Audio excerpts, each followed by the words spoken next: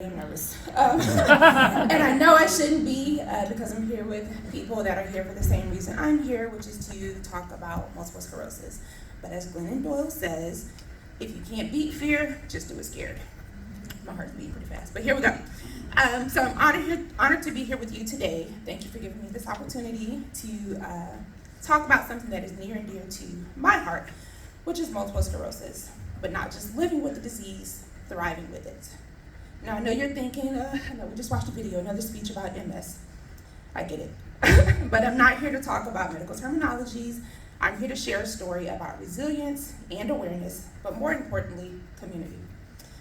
Living with MS is like navigating a journey where the path constantly shifts beneath your feet. Everyone's journey with MS is different. For me, that journey began unexpectedly on Easter Sunday, 2014. After a period of strange numbness, I found myself in an emergency room receiving a preliminary diagnosis that would change my life. The radiologist said, "This isn't definitive, but I'm 99% sure you have MS." Here I am, traveling for work in a hotel room in New Jersey, sobbing, because I had zero clue what MS was. All I knew was I was about to die. A few weeks later, a neurologist confirmed what we suspected. I had been diagnosed with relapsing, remitting multiple sclerosis.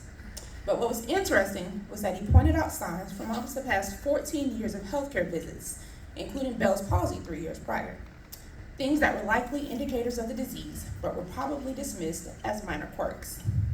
Since then, my symptoms have been relatively stable, but that doesn't mean it's been easy. Common symptoms, which I'm sure we've all had: numbness, tingling, vision problems, and fatigue. I've had my fair share of them all. I've had flares that last for weeks, fatigue, muscle spasms, MS hugs, and not the kind of hugs we like, and more. I've undergone steroid infusions done at our local hospitals and been squeezed into a tight MRI machine for hours at a time. They are not fun. But my worst flare was in 2019. I had traveled back to Tallahassee for a rainy MS walk, 4 months pregnant with my 2-year-old in tow. That Sunday, I ended up back in the hospital with numbness from my chest to my feet. I never made it on that plane. After a week in the hospital, I was placed on short-term disability with paralysis in both hands. But with the support of my family and friends and my coworkers, I went to therapy, doubled down on my self-care, and ultimately recovered. But that's not always the case for everyone. So the time and diagnosis and the progression of the disease underscores a deeper issue: the need for increased awareness. While I had been back in Tallahassee for 3 years since my diagnosis, I didn't connect with the local MS community for almost 6 years because I didn't know the community was out there. I had no idea this very luncheon existed for almost 6 years. I had been involved in MS walks in various states, but that was it. So it took me a few years to find my footing, but once I did, I decided to take the reins and become an active participant in my own well-being. That's when I found my voice, albeit a little shaky, and discovered the power of giving. I became the chair of the local community engagement group and the leader of our local self-help group. I'm always asking, how can we engage with our local providers? What programs can we create with our local colleges and universities? So if you've ever got an email from me, please respond. I'm an MS activist and travel to public policy conferences in DC. I'm a walk captain and an MS ambassador. I'm also on the Luncheon committee. So yeah, I'm a little crazy about MS, but it's because our community support is vital and every little step helps. And I know MS does not just affect me. It impacts my families, our caregivers, our friends, doctors, therapists, and even city officials, many of which are in this room. No, I lost my spot. It touches everyone who must learn the intricacies of the disease to provide care and support. I'm always saying, as Heidi I think just mentioned, you don't know about MS until you know about it. But once you do, you'll often find that somewhere in your circle of friends or their friends is someone else living with MS. But you don't know about it because a lot of people don't talk about their MS. Statistics show that people with MS face a significantly higher risk of experiencing mental health issues, including depression and anxiety, compared to the general population. Living with MS should not be taboo. We should be able to be open with our families, friends, employers, but more importantly, ourselves. But here's the thing about that uncertainty. It's in those what-if moments that the power of community truly reveals itself. Think about the impact of community engagement. It's the first step in breaking the isolation of so many with MS. It reminds us that we are not alone. Every story shared, every connection made, is a step toward building a stronger, more informed community where we support one another through the ups and downs of this disease. My own experience of reconnecting with the Tallahassee MS community years after my diagnosis taught me a powerful lesson. You can't join a community you don't know exists. But that eagerness and yearning for a stronger community, for more resources, more opportunities, more love and support, caused me to create and found On My Nerves Incorporated, you heard of, in 2014, in support of our Tallahassee Big Bend MS group. I recognized a need, a want for myself to have, see, and do more in our own backyard, and I knew we needed the funds to be able to do it. The mission of On My Nerves Incorporated is to create a collaborative and empowering opportunity for individuals affected by multiple sclerosis. And we'll do this through community partnerships, resource forums, fundraising, and local programs, all while supporting the overall goals of the National MS Society. We want to be a vessel for raising awareness and bridging a gap in the Big Bend. Many people with MS in our area are still navigating their journey alone, unaware that there are local resources, support groups, and a network of people ready to help. We want to be a beacon of light, a clear signal that tells everyone, every single person with MS, you are not alone, and there's a place for you right here. So if you don't mind, I know Julie asked earlier, but if you don't mind, if you are living with MS in this room, please raise your hands.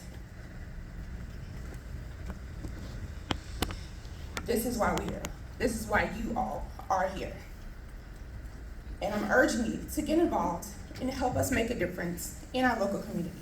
It's important for you, everyone in this room, to show up and give back to our local initiatives, because while we are all here fighting for a cure for the disease, until that day comes, we want to continue to have a place where everyone feels seen and heard. So I invite you to join us on our journey. I believe there's a wealth of knowledge, information, services, and joy in thriving with MS. And I want our community to have access to it all. So you're asking, how can I help? I know. Through activism, we get the opportunity to be the voice for those who don't have one. If you are not aware, the MS research program in the U.S. was unfunded in 2025 fiscal year. So this luncheon is a critical part of national fundraising efforts, and your support helps us find a cure and fund vital research programs. You can become an MS advocate from the comfort of your own home, raising your voice for those of us who can and cannot. Another major factor of thriving with MS is our support groups. Our support group meets every second Saturday at Domi Station. Thank you, Domi. From 1 to 3.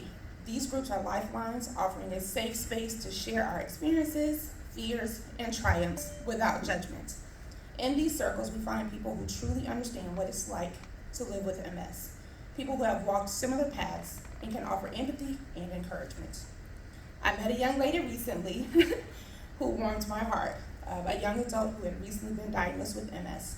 She walked into our meeting for the first time, didn't even stay for the meeting, but asked if she could give me a hug. We're all at different times of our MS journey, but that's why I do what I do. That's why we continue to make the space available for people like her, their caregivers, and anyone else to come along and get a hug from someone that truly understands what they're going through. And finally, our community engagement. That's not the end, but finally. Our community engagement group empowers individuals affected by MS to thrive through education, advocacy, and collective action. With that, we are planning a health and wellness event in November. MS Awareness Month is also around the corner in March, and we have already begun preliminary planning for our 2026 Walk, Bike, MS event, as well as other engaging activities. But these events are made possible by the incredible dedication of our volunteers and the generosity of donors and sponsors. But we need your support, mentally, physically, emotionally, and financially. We are the capital of Florida, and we should have a strong central hub for MS resources. We should have a powerful advocacy following.